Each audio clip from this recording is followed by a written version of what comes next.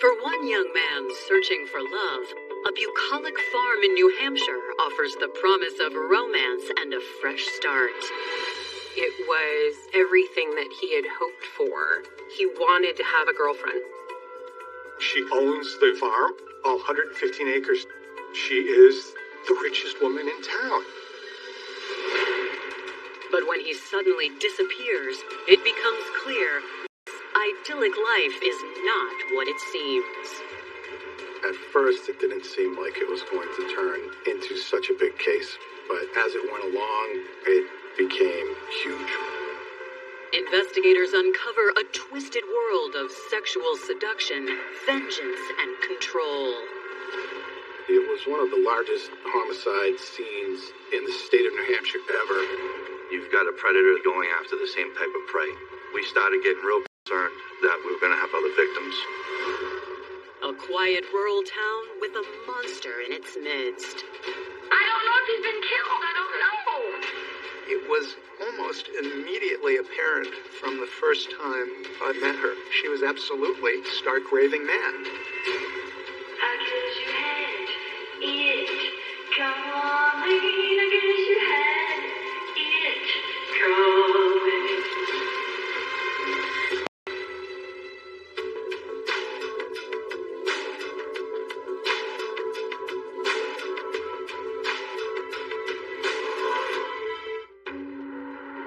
February 24th, 2006. Temperatures are hovering just below freezing in Epping, New Hampshire. It's been 4 days since Caroline Lodge, who lives about 45 miles south in Massachusetts, has heard from her son, and she's starting to worry. I was working a patrol shift as a patrol sergeant, and we received a 911 call from Caroline Lodge, who was the mother of an individual in his 20s named Kenneth County. She had concerns because Kenny had some mental limitations. His mother would check in on him sort of on a very frequent basis to make sure all the normal things were being taken care of. He had a job working in a car wash. Carolyn talks to his boss. He hasn't showed up for work. Carolyn had historically had fairly continuous contact with her son, so it was alarming to her. Caroline tells police Kenny had only recently moved to Epping, New Hampshire to live with his girlfriend, 47-year-old Sheila LaBarre. Kenny wanted to be a normal guy. He wanted to have connections with... However, Kenny's sudden move has his mother worried. She says Sheila has taken him away from the setup that he had and isn't returning him to his regular life. And she considers Sheila being Kenny's abductor. Carolyn was somewhat worried about Kenneth's ability to take care of himself, stand up for himself. She was a mom who was worried about her son. Epping police agreed to pay a visit to Sheila's farm. On February 24th, 2006, Sergeant Gallagher and I did go to the LaBarre farm, and we banged on the rear door of the home. We asked Sheila, "Where's Kenny?" A few minutes later, Kenny came down, wrapped in a towel. And we asked him if he wanted to be there. He said, "Oh, heck yeah." He looked happy to be there. He told us he wanted to be there. We don't have that type of power to forcibly remove an adult from a location that they want to be in, and we shouldn't. That was that, and we left. Police confirm that Kenny seems fine. However, a month later, on March 23rd, 2006, Caroline Lodge calls Epping police again. Before Sheila invited Kenny to come up and live with her, he had an apartment with a friend in Massachusetts. Carolyn had spoken to his roommate, found out Kenny hadn't been around in more than a month. And she spoke to Sheila. And Sheila said that Kenny wasn't around anymore. So now he really is missing.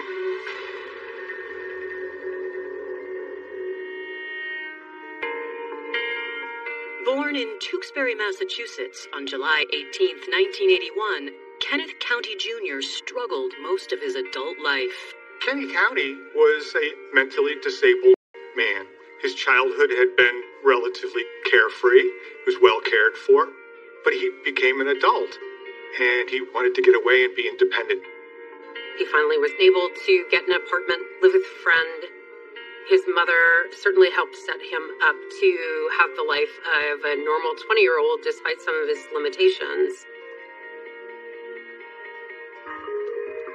Kenny moved 15 minutes away from his mother to the nearby town of Wilmington, Massachusetts with his roommate, who helped Kenny get a job at a car wash. Kenny wanted to be an independent adult man. He was desperately lonely, which is why he joined a telephone dating service. This is before the age of apps and people meeting. People would call these phone lines in an effort to meet somebody to go out on dates with. It was on a chat line that Kenneth first met 47-year-old Sheila LaBarre. Beyond simply being attractive and having a great Southern accent, Sheila was very adept at reading people and giving them what she felt they wanted. The youngest of 6 children, Sheila LaBarre grew up in Fort Payne, Alabama. From what I hear, it is not a very affluent area. She had a really rough childhood. As a teenager, Sheila loved to sing and dreamed of becoming a model or country music singer when she grew up. There comes a time when we will be cold and peace. This was someone who was once a beauty contestant. She really was an extremely stunning young lady. In 1987, Sheila was in her late 20s when she first met Dr. Wilfred LaBarre of Epping, New Hampshire through a singles ad. Everybody in town knew Wilfred LaBarre. He was a chiropractor by trade, and I think that's, where he made his money for his horse farm, which is a very beautiful piece of property. Widowed at 57, the chiropractor lived alone on the sprawling 115-acre property. He was at a point in his life he was lonely. He was looking for female companionship.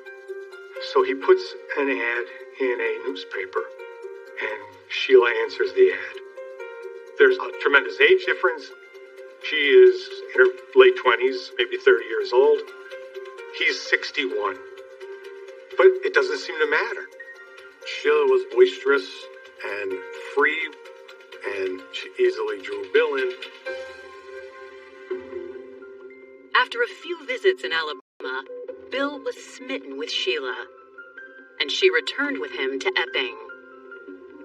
Sheila stuck out in Epping, New Hampshire like fire engine red lips in a black and white movie.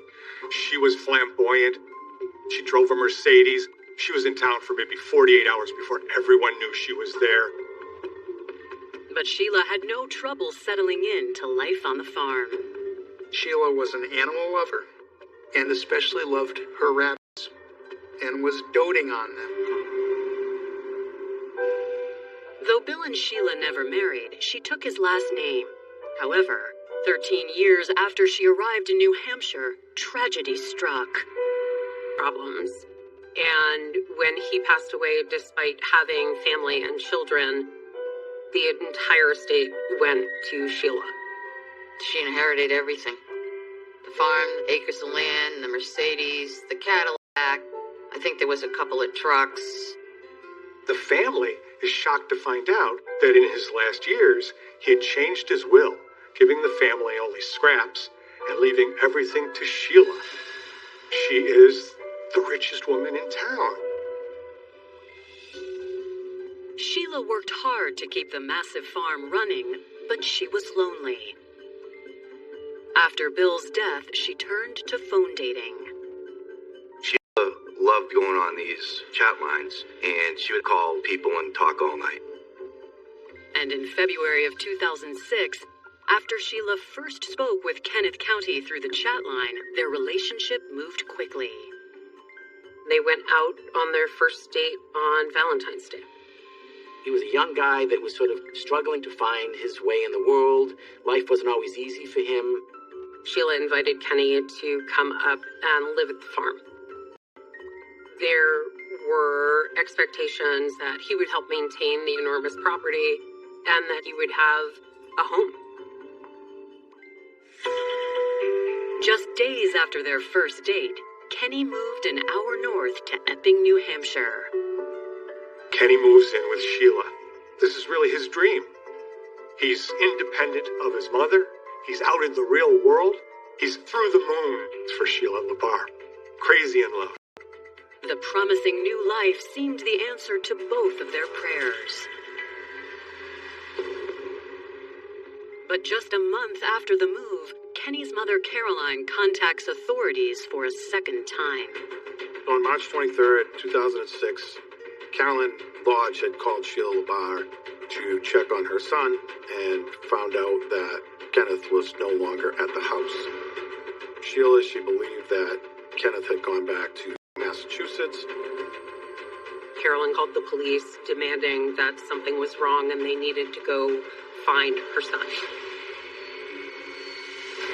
Coming up, investigators return to Sheila's farm. We decided we were going to go out to check for Kenneth County one more time. As soon as I kicked the door, very eerily, somebody yelled, "What are you doing?"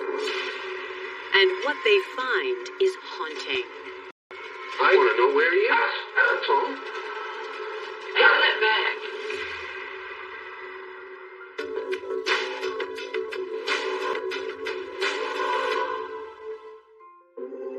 March 24th, 2006. Investigators in Epping, New Hampshire are en route to Sheila LaBarre's farm for the second time in a month in search of missing 24-year-old Kenny County. I had gotten on duty at 5 p.m. and right around 6 p.m. we decided we were going to go out to Sheila LaBarre's house to check for Kenneth County one more time. As we drove out there that night to Sheila's house, it was dark.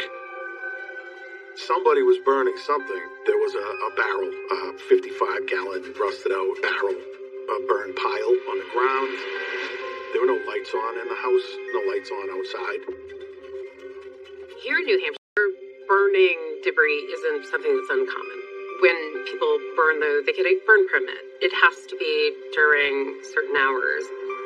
This was at night, and it is dark out, and there are burning piles right next to the house.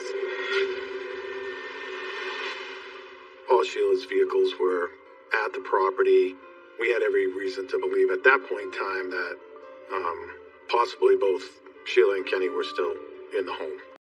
Ultimately, we knocked on the door and tried to get a hold of somebody.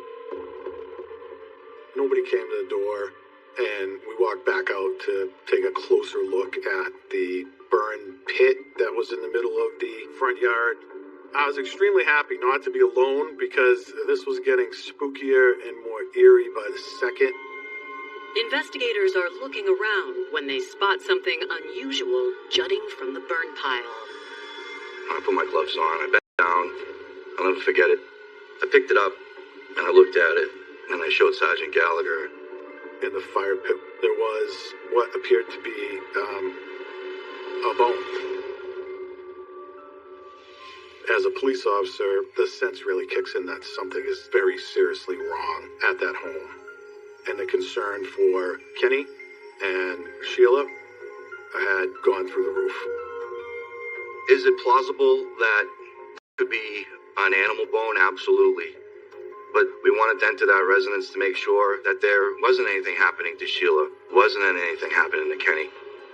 We said, well, we got to get into the home now. As soon as I kicked the door, very eerily, somebody yelled, "What are you doing?" And it actually made me jump. The officers suddenly find they are not alone. Sheila comes. Sheila had been grocery shopping. This is just perfect timing. We explained that we were there to check on Kenneth. Said, yeah, he left. He left on his own. Sheila says Kenny left a few days earlier and she has not heard from him since. That's when I asked her what the bone in the fire pit was from. she immediately stated, well, that's a rabbit or a pedophile. But I asked her, why did you say that it's a rabbit or a pedophile? And she claimed that she did not say it was a pedophile, and she never said that. Our concerns were really, really high at that point that something terrible happened to Kenneth. And we asked her if we could take the bone that we found in the burn pile. And she said no. Sheila demands the officers leave her property. She said, don't come back without a search warrant, or something to that effect. So we got in the car. I was not happy that we were leaving, but that's what we had to do. There was a whole lot of red flags that I had just observed, and I just didn't like driving away from it. But we did. When we leave, we still have a missing person, so that starts a clock. The next day, a judge signs the search warrant, and at 8:50 a.m., authorities return to Sheila's farm. We found Sheila LaBarre kneeling in her front yard by the fire pit. She was covered in ashes, and sitting on this chair, there was a plain plastic Walmart bag. Noticeably absent is the bone officers saw the day prior. Their suspicions heightened. Police ask Sheila if she is armed, and she proceeds to hand over a .38 caliber handgun. We had asked her if she had any other weapons. She said no. She exposed her breasts to show us she had no weapons. It was very, very strange. Two of the officers talked with her, and the rest of us began a search of the side of the home. An officer asks Sheila outright, where is Kenny? I call him Adam Olympian LaBarre. He wanted to change his name to my name. Sheila, can I ask you? Go ahead. The night before you left, what went on here? Did you argue, fight? Was there anything went on between you? When do you think you left? I don't know. I fell asleep. The bottom line, and the chief and I both know, and you want to know where he is. That's all. He's in that bag. Which bag did you say he was in when you said, I guess he's in there? Which The bag? Walmart bag. When we looked in the bag, it appeared to be full of bone fragments. I felt like that was the worst possible scenario that could have happened. I obviously suspected that he was deceased and couldn't comprehend what would have happened to him to reduce him to be in a bag. Coming up, Sheila exhibits more bizarre behavior. She stated that she would only go to the police department if she could bring one of her rabbits. And Sheila accuses Kenny County of the unthinkable. He admitted to raping children, his family. Did you say anything to him? Yes. I said, oh my God.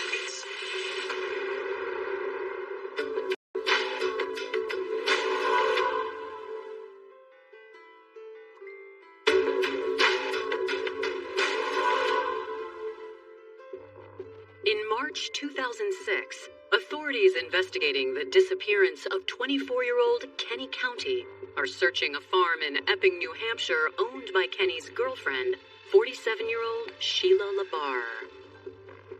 It was filthy. There were rabbits all over the place. Probably, 100 plus rabbits at this home. Officers are pressing Sheila for more information after she made a terrifying comment concerning Kenny. She said he's right there in the Walmart bag. And she pointed to the bag that was on the chair. Do you think somebody killed Kenny? Oh. I don't know if he's been killed. I don't know. Okay. Unless I tell him out there. Why do you keep saying that? I mean, you keep telling me that. Because there's too many bones for a rabbit. Investigators collect the bag full of bone fragments for testing and send Sheila down to the police station for a formal interview. She stated that she would only go to the police department if she could bring one of her rabbits.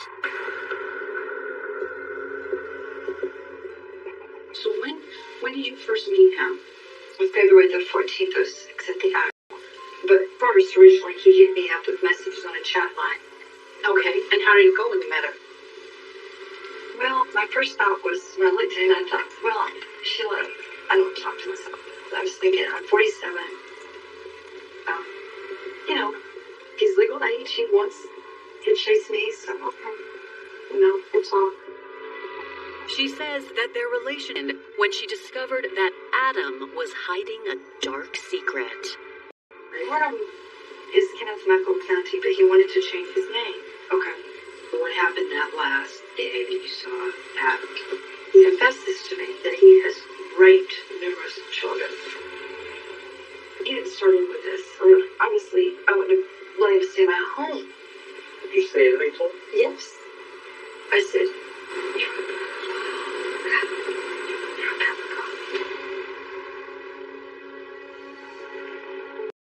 However, authorities find the accusations against Kenny are simply not true. There is no evidence and not even a sliver of an investigation against Kenneth County for ever being a pedophile. There's no evidence of that. There's no reports of that. Sheila says after Kenny left her farm, she burned everything he touched, including the mattress that he had been sleeping in her living room. it screws me up.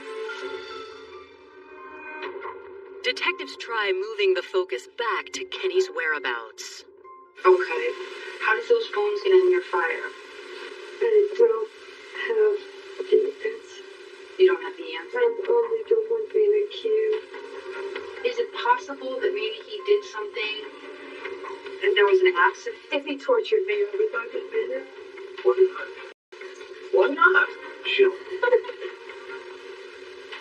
Just come up with the truth, Sheila. It will make you feel better. After a few hours, Sheila has worked herself into near hysterics and asks to end the interview. We still did not have enough to make the arrest of Sheila LaBarre. So it was determined she would be released that night, but the police would tail her and follow her. After she left the police department, she did go back to Manchester and stayed in a hotel. Investigators ask Sheila not to return to her residence until they have finished processing the scene. We had 60 plus officers do the large exterior search at Sheila's farm. The exterior of the home comprised 2 burn pits. The property is over 100 acres and the search efforts are extensive. We had found hedge clippers, a knife handle, a saw handle. There were bone fragments found in that fire pit. We collected as much evidence from the outside as we could. Investigators hear back from the lab with chilling results. Within a matter of 4 hours, that came back that those bone fragments were indeed human. The property was blocked off by police. We had shut down the scene as an active crime scene. When the search team enters the farmhouse, no one is prepared for what they find. I walk into the home and I'm looking around and I remember the state trooper in charge. He walks in, he says, "What do you see?" And I'm colorblind, so I have a tough time seeing some colors. He said, "It's a bloodbath in here." And I looked at him and I said, "What do you mean?" And this trooper started pointing out blood everywhere. There's blood here, there's blood here, there's blood here. Literally, there was blood everywhere inside this home. In the living room where Kenny slept, they find an empty area where they believe his mattress used to be. There was blood cast off found on the wall, consistent with the swinging of a blunt force trauma instrument or a knife. So obviously that kicks off an exhaustive search. Investigators find nearly 1,000 hours of audio recordings of Sheila's conversations with her husband, Bill LaBarre, Kenny County, and other men. And detectives are quick to notice another disturbing detail. The crime scene investigators noticed that the blood splatters were not all the same age. Some was fresh, some was old, some was dust covered. I've seen my fair share of death. There was a creepy feeling. Something horrific happened there. Coming up, is this farm a place of refuge or revenge? Neighbors had called about odd behavior. Neighbors would see men running away from the farm.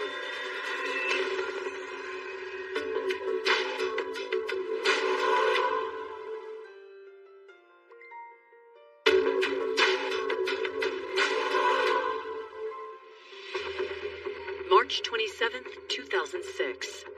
New Hampshire state investigators are searching Sheila LaBarre's farmhouse for missing 24-year-old Kenneth County when they come across an appalling scene.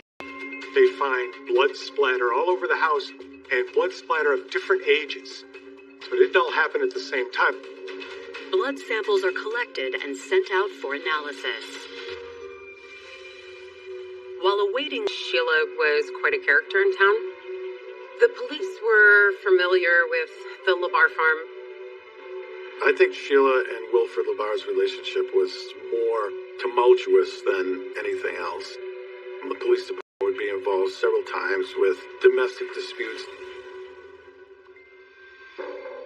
According to friends and neighbors, after her husband's death, there was a revolving door of men in Sheila's life. I knew that Sheila was pretty promiscuous. She didn't hide it, I'll tell you that. She was picking up her men from the homeless shelter. Neighbors had called about odd behavior, seeing men go down to the farm, and then they would see them being dropped off by Sheila at the end of the driveway, sometimes with bruises and markings on their body. Neighbors would see men, running away from the farm. Neighbors tell investigators that before Kenny County showed up, there was another man living with Sheila named Michael Deloge. Sheila's neighbors said he was a man who she picked up at a local homeless shelter in Portsmouth. However, when detectives track down Michael Deloge's family, they learn that no one has seen him since July of 2005, about 7 months before Kenny moved in. Michael Deloge is 38 years old, and he has been out on his own for a while. His family's used to him not being around, from not hearing from him. They say he has a drinking problem. He's been known to take drugs, which is why he's in the halfway house. She brought him to the farm, she gave him a place to live and food, and he was working at the farm for her. They engaged in a very intense sexual relationship. I think he saw Sheila as providing some sense of security. At first, Michael Deloge's family is thrilled. But one day, they get a letter from Sheila accusing them of abusing Mikey. And this is all confusing and frightening to them. And of course, none of it was true.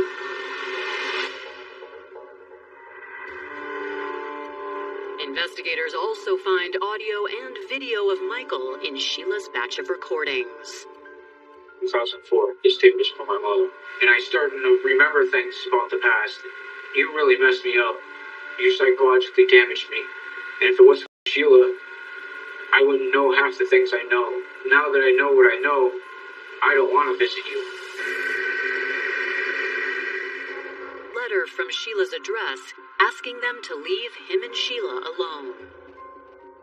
The family of Mikey Deloge has been extorted into leaving them alone. The next time they try to get in touch, Sheila said he's not here anymore.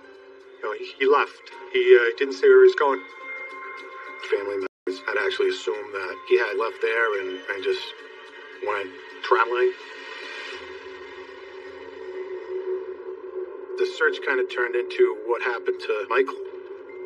Where is he? And does any of the evidence that was already located in the home, such as blood spatter or blood stains, did any of it possibly belong to him?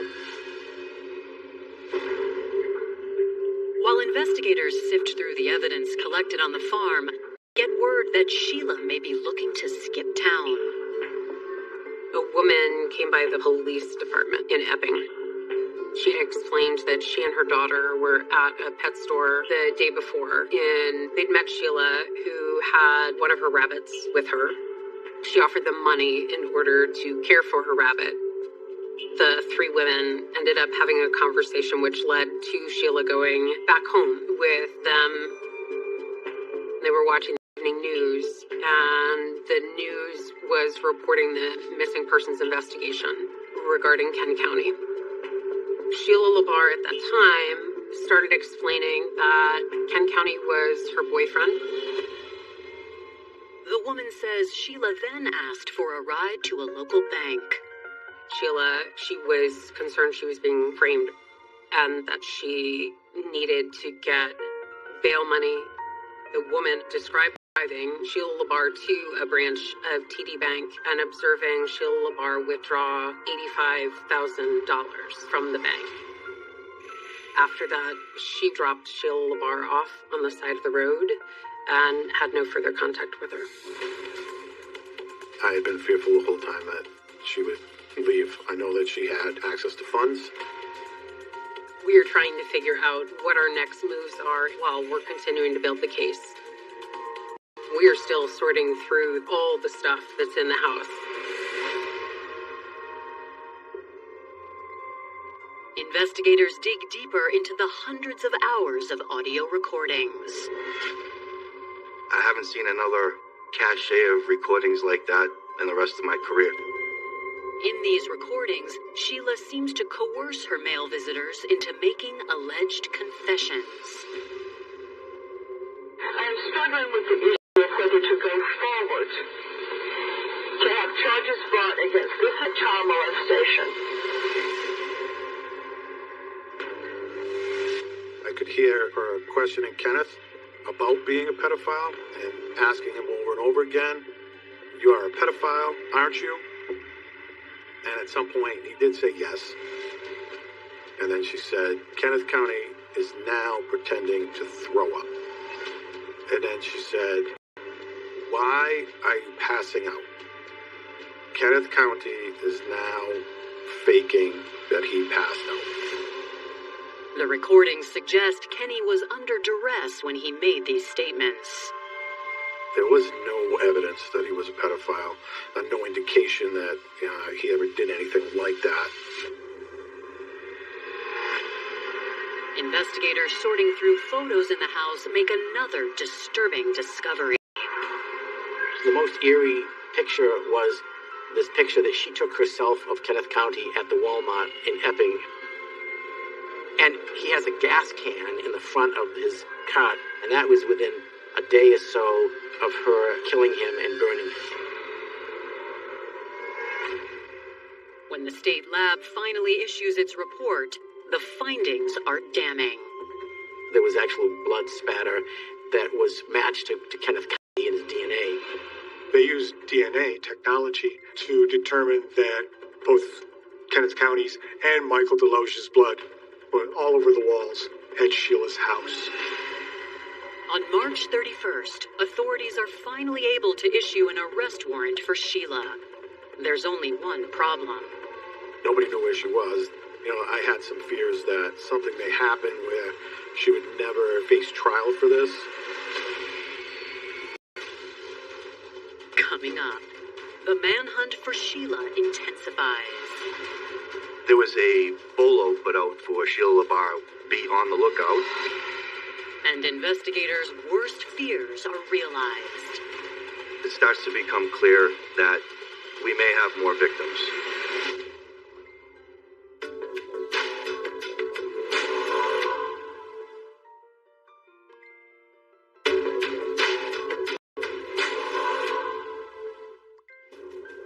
Sheila LaBarre, the prime suspect in the disappearance of 24-year-old Kenny County, has just withdrawn over $85,000 and fled town.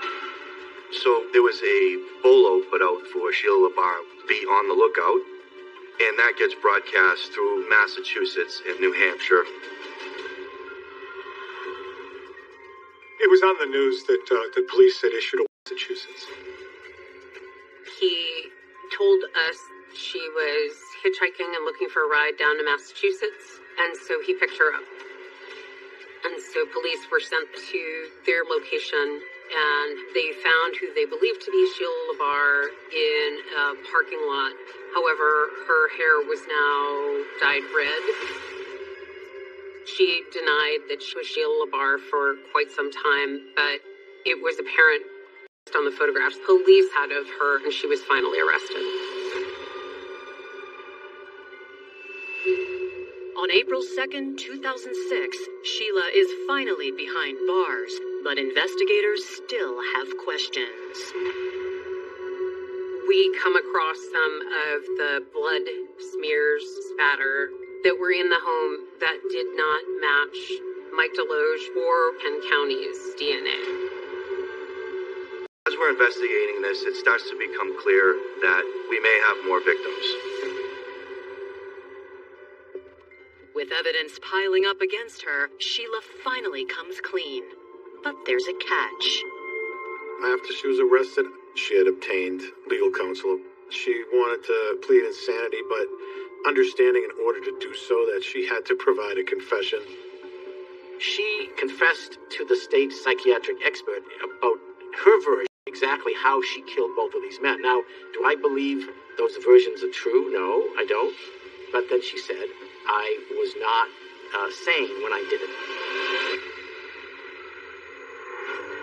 In April of 2006, Sheila LaBarre is charged with the murders of Kenneth County and Michael DeLoge. Ultimately, she killed Kenneth. I think she probably stabbed him over and over again, which created all that blood cast while he lied in bed. When she realized that she had killed him, she decided to dismember him and burn him in an attempt to hide. I think Michael DeLoge suffered much the same fate. At her trial in May of 2008, Sheila pleads not guilty by reason of insanity. It was almost immediately apparent from the first time I met her. She was absolutely stark raving mad. That's basically the heart of any insanity. The client did it, but should not be held responsible for it. There's a big difference between mental illness and insanity. Insanity is a legal distinction. The perp did not understand. Sheila purposely, after finding out she could be held accountable, went to lengths to take out money, escape the jurisdiction, hide her appearance, and these are all things that show she knows what she's doing. On June 20th, 2008, after 13 hours of deliberation, jurors return with a verdict. Guilty on all counts. It was a very emotional verdict. Both Kenneth County's family and Michael DeLoge's mother were in the courtroom. There was a lot of just plain relief and tears by those family members that this woman met justice. There is no evidence against Kenneth County or Michael DeLoge for ever being a pedophile, ever committing such an act, or being sex offenders. Even now, detectives wonder, are there more victims? I think it was more towards the end of the search, toes that were found at Sheila's home and sent off for a DNA comparison, and they did not match Michael DeLoge or Kenneth County. To this date, Sheila has never mentioned the third victim. She will not talk about it, and that section of this case remains open.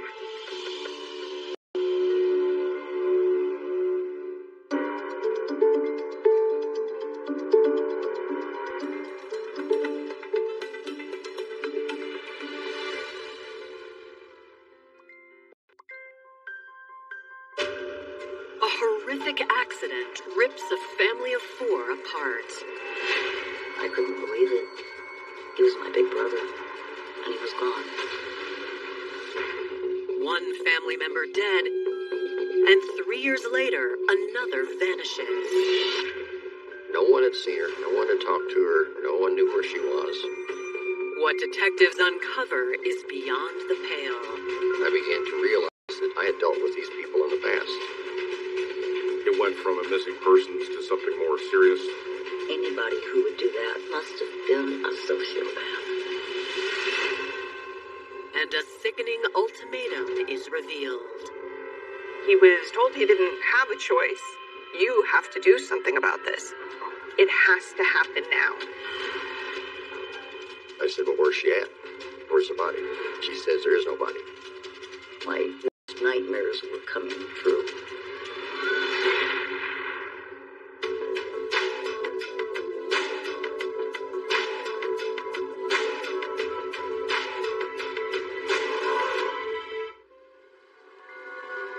In the quaint resort community of Beverly Shores, Indiana, the pace is easy and crime almost non-existent. But on the evening of September 1st, 1981, the local police department receives a panicked 911 call. It was Marie Whitty that made the call, and it went to Beverly Shores Police Department. Marie Whitty, a 33-year-old mother of two in Beverly Shores, says she just got home and found her husband dead on the couch.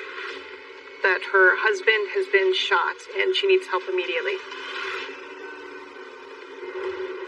First responders race to the residence to find Marie, her mother, Marcy O'Donnell, and Marie's two teenage sons, Eric and Butch, seemingly in shock. When the police came in, Marie told them there was a terrible accident, that her husband, Paul Whitty, had been shot. Paul had been apparently asleep on the couch when he was shot in the head. Paul is pronounced dead at the scene.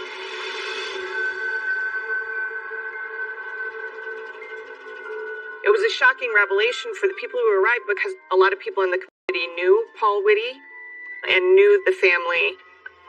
They were friendly and loving to outsiders.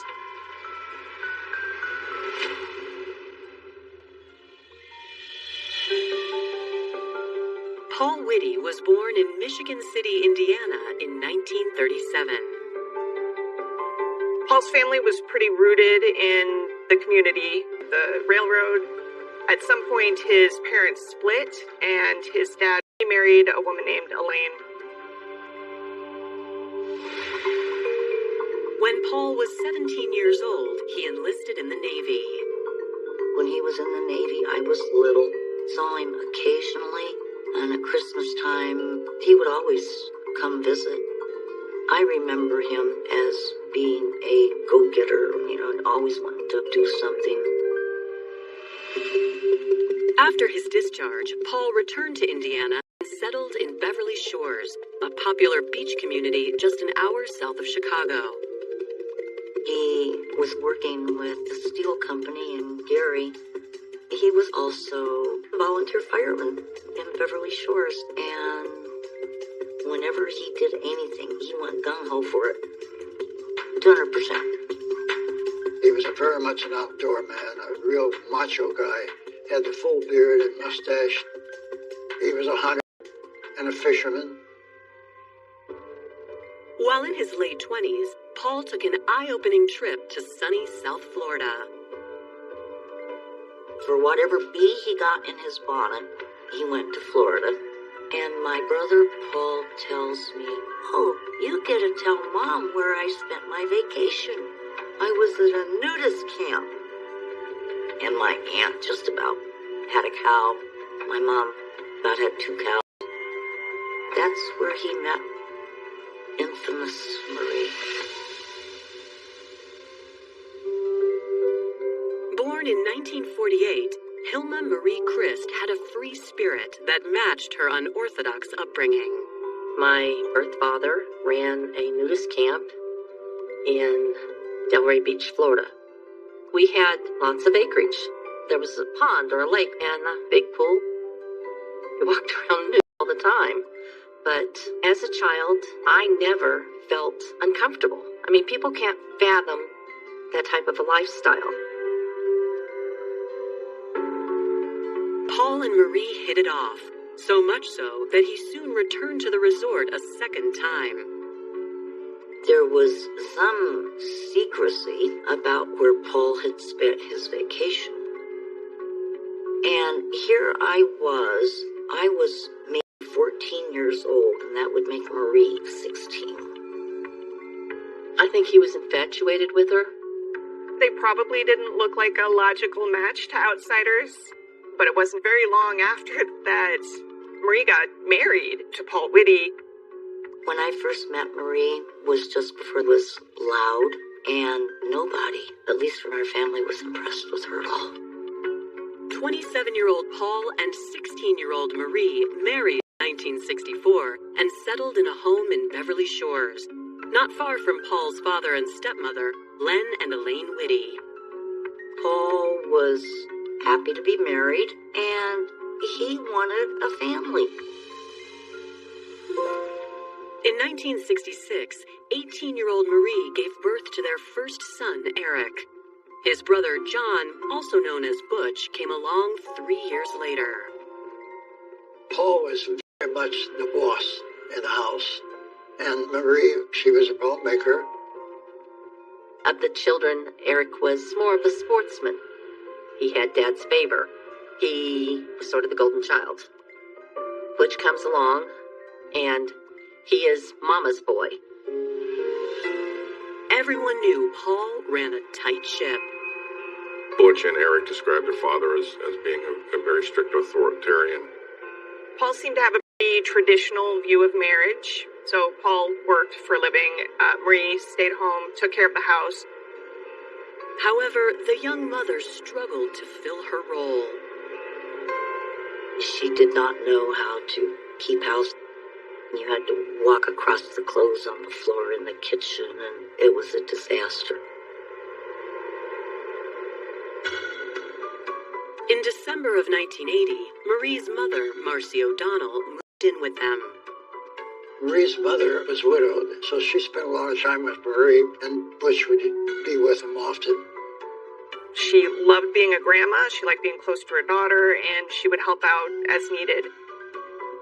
They seemed to share a happy-go-lucky type of coexistence. But this outwardly happy household crumbles on September 1st, 1981, when officers find Paul Whitty dead on his living room couch. Strangely, it was a little serene for what they were walking into. The people in the house were pretty calm, but what police found was a man dead on his couch with a bullet hole in his head.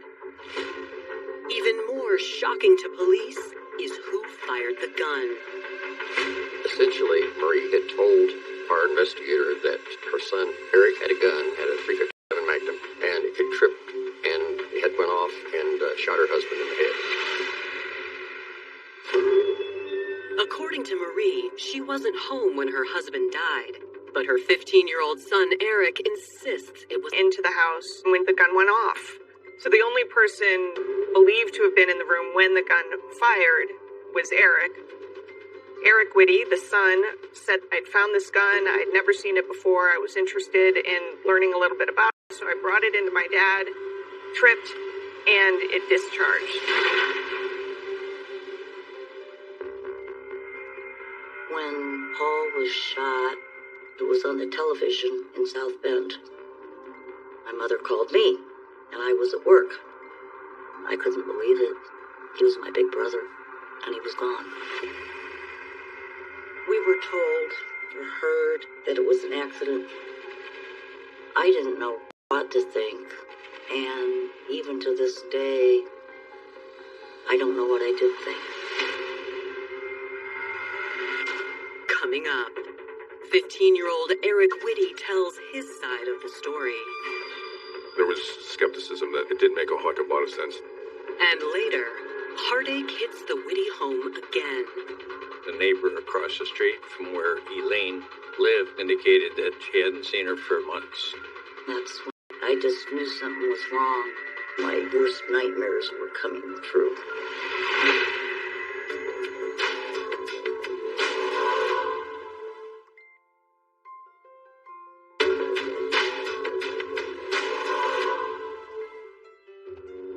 September 1st, 1981. Officers in Beverly Shores, Indiana, respond to a 911 call to find 44-year-old Paul Whitty dead in his home from a gunshot wound to the head. Indiana state investigators soon arrive at the scene to assist the police force. Marie says that she hadn't been home at the time. She was running some errands, and when she walked into the house, Eric was there, her husband was dead, and Eric said, I tripped, the gun went off. It was not a well-kept house at all, by any stretch of the imagination. It wasn't impossible for what they said to have happened. Someone tripping, so you keep an open mind. Investigators collect the .357 handgun as evidence. Although Marie Whitty's mother, Marcy O'Donnell, and Marie's youngest son, Butch, were in the house at the time of the shooting, neither saw it happen. Marcy, the grandmother, said she was in the dining room.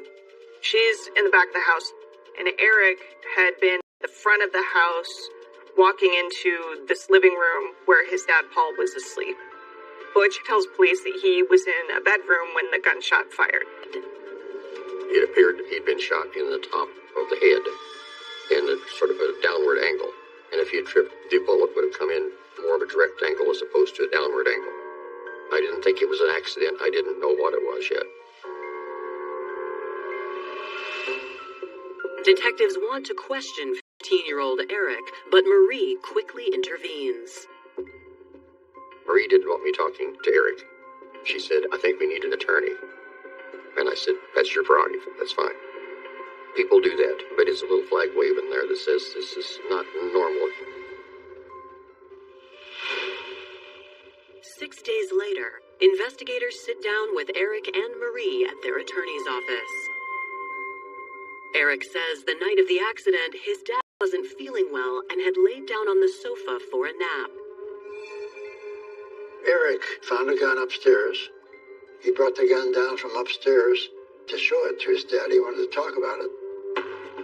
Paul was familiar with guns. Guns were something that we all grew up with. Paul had guns in the house, and it didn't seem odd to me at all. Eric tells detectives that this was the first time he saw this particular .357 revolver. His dad was asleep on the couch. He came in the room to talk to his dad about the gun, how it worked.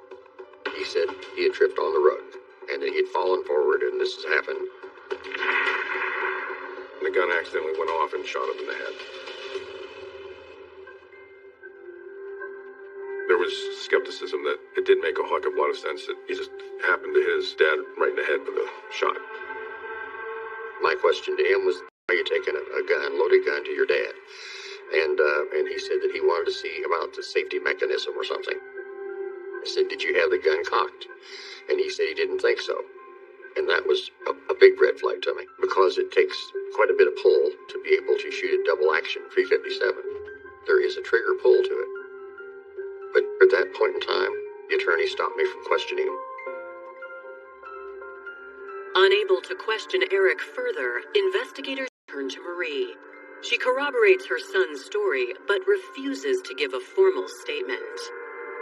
She would answer a question if I asked her something, but other than that, she didn't volunteer anything. She tried to be very quiet around me. I told Marie and told the attorney, you'll see me again someday, because he's getting by with this, and he'll do it again. So trust me, you're going to see me again. Had Marie been home, maybe there would have been more suspicion. But she wasn't, and that was backed up by her alibi. There were people who had seen her. The autopsy findings provide no further insight to the officers. With no evidence or eyewitness testimony to refute Eric's claims, Indiana authorities officially rule Paul's death an accident. That's what we had, but it was an accident, and that was really all. I was pulled away for different investigations. In the coming months, Marie turns her attention to rebuilding her family's lives. There was a small life insurance policy, I say small, like $25,000 or something, but nothing of any real major importance. But shortly after Paul's death, the land the Whitty's house sits on is earmarked to become part of a national park, and the family is forced to move out. Marie's mother, Marcy O'Donnell, goes to live with a friend. Marie and her kids get an offer to move in with Paul's stepmother, Elaine Whitty, on Johnson Road in Trail Creek. Having been widowed 14 years earlier, Elaine is delighted to welcome family into her home. I don't think she probably ever had any question whatsoever about letting them go there or inviting them. Over the next 3 years, the fresh start lifts everyone's spirits. Elaine and Marie seemed to get along really well. They would sit on the porch together, they would share stories. They really seemed kind of like two peas in a pod. After graduating high school, Eric follows in his father's footsteps and joins the Navy, ultimately relocating to San Diego. I thought it was great he was going into the Navy. Paul had been in the Navy. So it seemed like a good thing for him. 15-year-old Butch stays home with Marie and Elaine to finish school. 3 years after Paul's death, the Whitty family seems to have settled into a new normal. Until May of 1984, when a concerned citizen contacts the Trail Creek Police Department. Max Trout was a neighbor across the street from where Elaine lived. Max indicated that he had seen Elaine out in the yard, usually tending to her flowers, but he hadn't seen her for months. Sergeant Skip Pierce is dispatched to Elaine's residence to conduct a welfare check. Marie said, as far as they were concerned, Elaine Whitty had went on extended vacation. She was traveling alone and was going to the West Coast and making various stops in between. She had no schedule or anything. Coming up, a disappearance raises an alarming red flag. My son didn't get a Valentine's Day card from Grandma Elaine, and he didn't get a birthday card from her either. I just knew something had happened to her. And Marie confronts a ghost from her past. I said, "Hello, Marie, remember me? I'm back." And she almost fainted.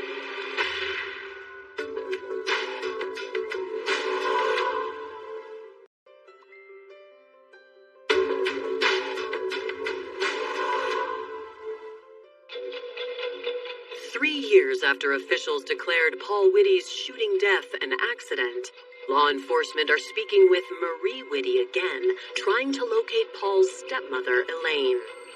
She said Elaine was traveling, that she also was visiting Marie's son, who was in the Navy, and that she didn't know when she would be coming back. Marie assures Sergeant Pierce that Elaine is fine. But as weeks go by with no sign of her, friends and family grow concerned. Elaine would either call me or I'd call her. I would say on an average of about once a month. My son didn't get a Valentine's Day card from Grandma Elaine, and he didn't get a birthday card from her either. And then in August, I called and Marie answered the phone. And she said that Elaine had gone on a trip. She'd be back and she'd have her call me. That didn't happen. And that's when I called the police in Aurora.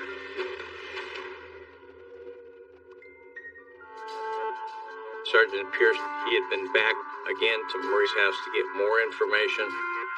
Again was given the same story about her being on vacation. You have to understand, Trail Creek is a 4-person department.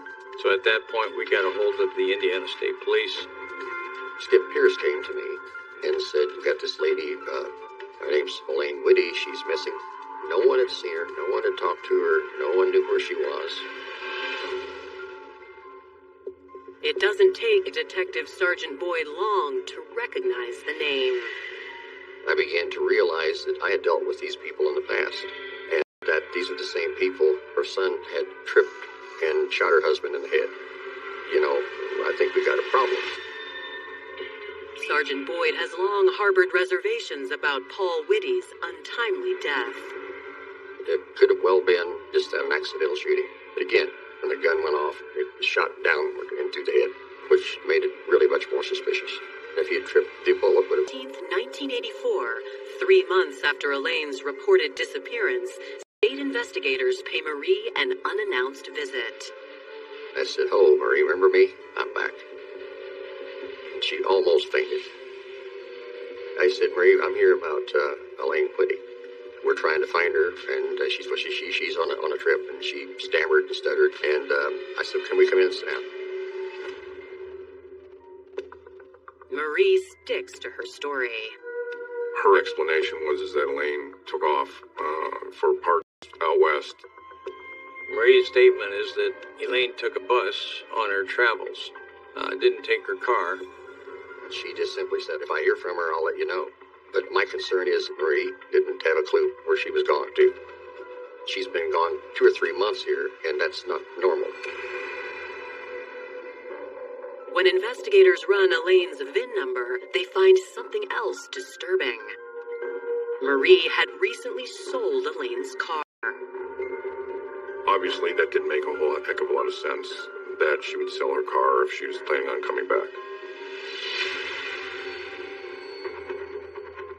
Investigators try to locate Elaine themselves, but make little headway. The other thing they looked at the time were phone records, people who called in, phone numbers, those kind of things. There was no long-distance calls coming in from Elaine that would have substantiated that she was traveling anywhere. We tried to track her through the bus system, but there was no way to do it because you purchase a ticket, you don't have to register or sign for it or anything else. We were concerned, but you have to have probable cause to believe a crime's been committed. We didn't have that yet. Authorities return to the home to speak with Marie, only she's not there. So authorities contact her mother, Marcy O'Donnell. I asked her where Marie was. "Where's Marie staying now?" She said, "Well, she and Butch are going out to California and see Eric." With Marie and her family 2,000 miles away, detectives attack from a different angle. We had subpoenaed Elaine's bank accounts. That was probably the best way to try to find somebody if they're gone and see where they're at when they're taking the money out of the bank. Bank accounts showed large withdrawals in a period of time from the beginning of January up until May or June of 1984. She had Social Security checks that were coming in on a monthly basis, and they were still being cashed locally. But no one has seen Elaine Whitty in her hometown since January, nearly 8 months earlier. Many of the withdrawal slips were signed in the name of Elaine. And whether I thought it was hers or not, I did not believe that the signature was hers. Any kind of issues involving Social Security funds are investigated by the Treasury Department. So that's how the federal law enforcement gets involved. It went from a missing persons to something more serious. Federal authorities were notified that the family left unannounced in the middle of an investigation of a missing person, and so that kind of put everybody on high alert. As more time passes with no sign of Elaine, her family begins to suspect the worst. My worst nightmares were coming true. From my standpoint as an investigator, there was no question in my mind that Elaine was not with us anymore, that she was gone.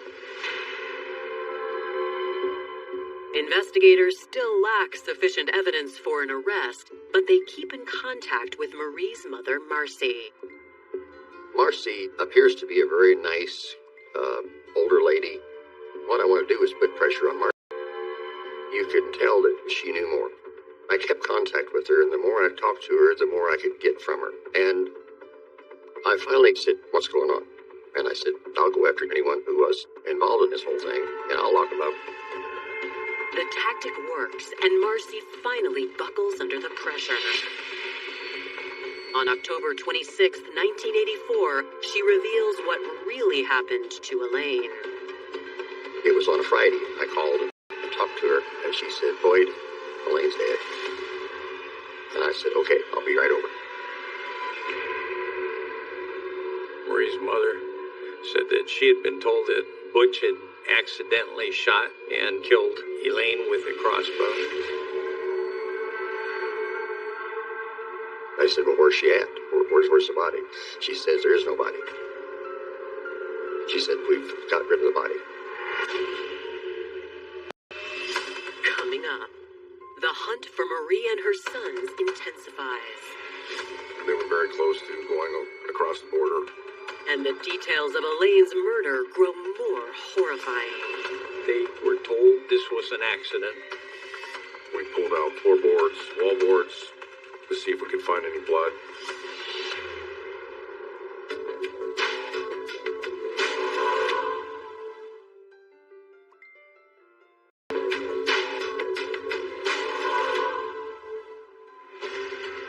For the second time in 3 years, an untimely death has claimed a member of the Whitty family.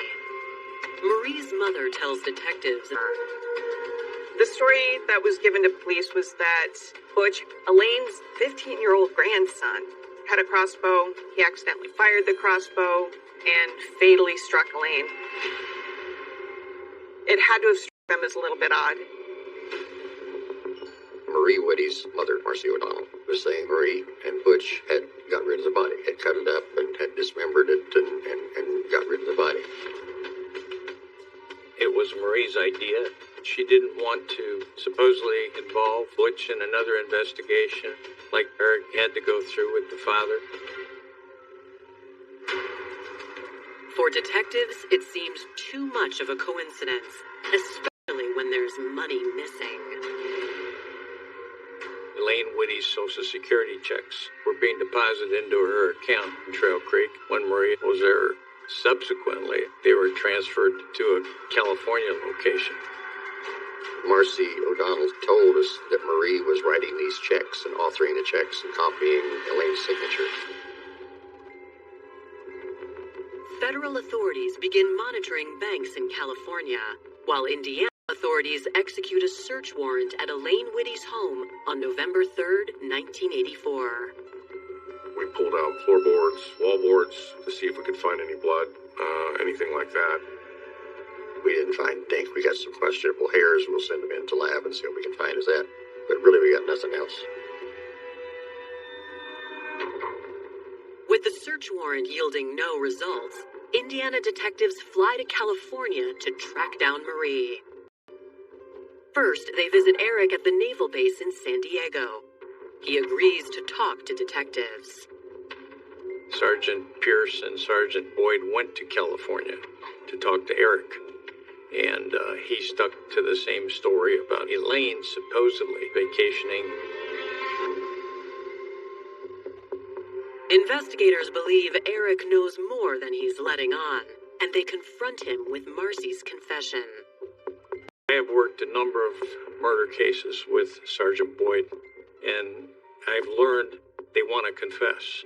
They want to tell you what they did, because they know it's wrong. Feeling the pressure, Eric finally breaks down and admits several months ago his mother called him about a family emergency. Eric told us he was informed that Butch had accidentally killed Elaine with a crossbow back in Indiana. Marie told Eric it was an accident and she needed help. Eric said he told her to freeze the body until he could come home. Eric said he went home with his Navy buddy Doug Menkel. Marie said this was an accident, but he never saw the body.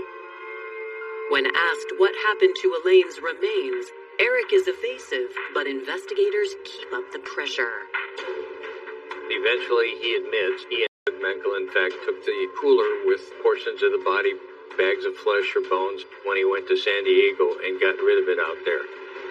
It was deposited in the San Diego dump. It is a mammoth landfill for the entire city of San Diego. And that's where all the refuse comes in. It was huge, and we'd never find it based on how big that place was. After investigators hear Eric's story, they ramp up efforts to locate Marie and Butch. The very next day, on November 7th, 1984, federal authorities spring into action when one of Elaine Whitty's Social Security checks is used in Chula Vista, California, just north of Tijuana, Mexico. When they found them, they were very close to going across the border. Marie and Butch were arrested in Chula Vista by the feds for cashing Elaine's Social Security checks. All three are charged with forgery. But Marie has no interest in cooperating with authorities. Investigators confront 15-year-old Butch about his older brother's allegations. That's when Butch confessed everything to me. He was pretty forthcoming as far as what had happened, what he had done. Marie was telling him that she had taken money from Elaine, and Elaine knew about it, and she was going to, again, put him on the street. They wouldn't have anywhere to live. His mother told him he needed to kill his grandmother to keep that from happening. According to Butch, the events leading up to Elaine's death had been building for nearly 6 months. They had tried to kill her by giving her drugs and keeping her in a room that was cold with the windows open, hoping that she would die naturally. When that didn't work, Butch says his mother demanded his cooperation. Marie says it has to happen now. She drugged Elaine with Valium, and Elaine was asleep in her bed, and the time was now, and Butch was told he didn't have a choice beyond whether he strangled or shot her with a crossbow. Butch chose the crosshair, and he killed his grandmother.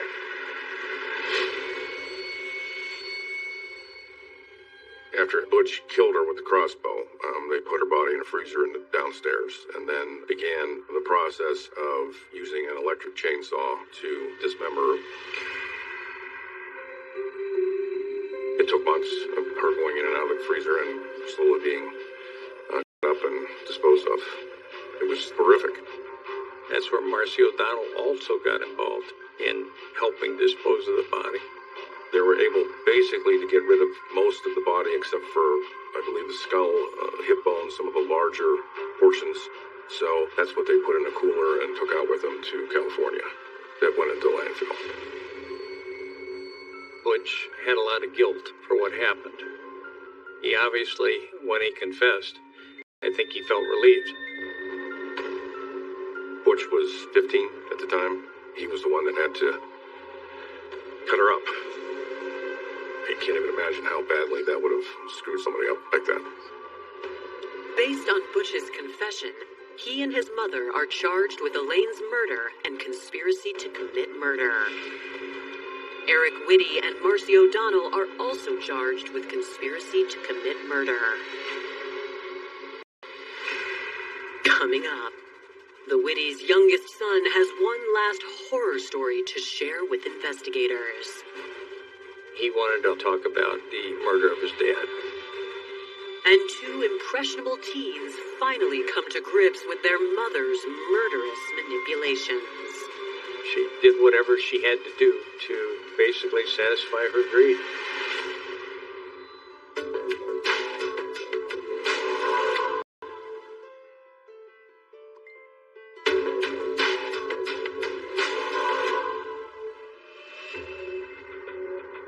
In November of 1984, 15-year-old John, a.k.a. Butch Whitty, admitted to killing his 74-year-old grandmother, Elaine Whitty.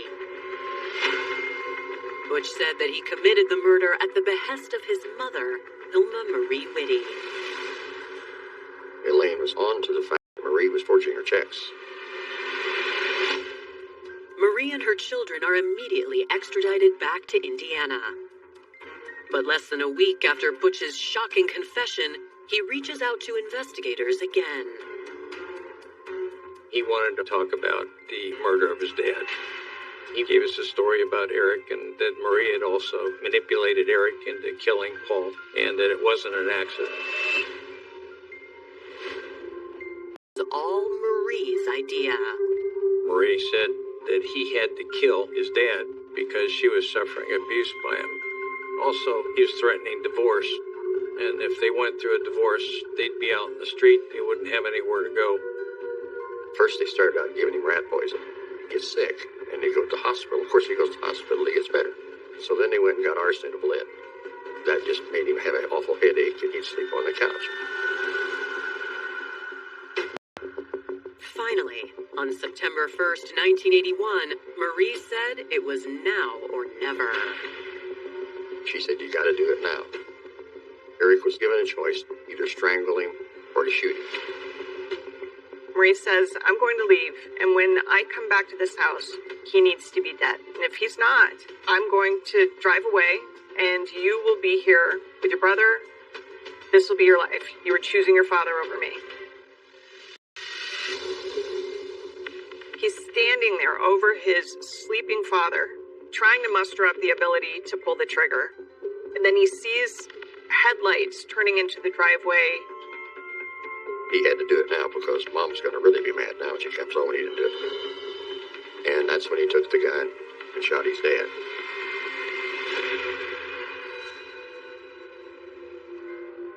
When Marie walked inside, she told everyone to say it was an accident. Even Marcy, her mother, and aligned it so that they all were telling and looked like they were telling the truth. They interviewed Eric, and he was able to corroborate that statement by Butch. Eric's corroboration of Butch's confession gives investigators what they need to charge Eric and Marie Whitty with Paul's murder. In time, Butch and Eric agree to testify against their mother in exchange for a plea deal. Eric and Butch received a sentence of 20 years for voluntary manslaughter. Nobody likes plea agreements, but it's part of the process. We didn't have a body, so we had to put everybody's story together and align it. At Marie Whitty's murder trials in 1985 and 1986, prosecutors argue money drove Marie's actions. She complained incessantly about Paul. Nothing made him happy, and he had a horrible temper. This conversation had gravitated to divorce. And 27th of August, Paul said he was going to file for divorce. And September, he was dead. She got not only his Social Security, but she got his, if he in fact was killed. The same with Elaine. She wanted her Social Security, and she wanted all her savings. She was able to manipulate her two children to do some pretty horrific things. But in the end, Marie's hold over her children has its limits. Butch's testimony was very compelling and very believable. And then you had it corroborated by his brother, Eric. They were both testifying against their mother. So I think that established a pretty high degree of credibility for the jury. Marie is convicted of murder and conspiracy to commit murder, receiving 90 years in prison for the deaths of Paul and Elaine Whitty. She receives an additional 10 years for forging and cashing Elaine's Social Security checks. What struck me the most, it was Marie Whitty. And just through the process of having both of her sons testify, Marcy O'Donnell testified against her, not one sign of emotion at any point in time. And then after the guilty verdict, not one shed of emotion, nothing. Anybody who would do that must have been a sociopath. That's it, sociopath.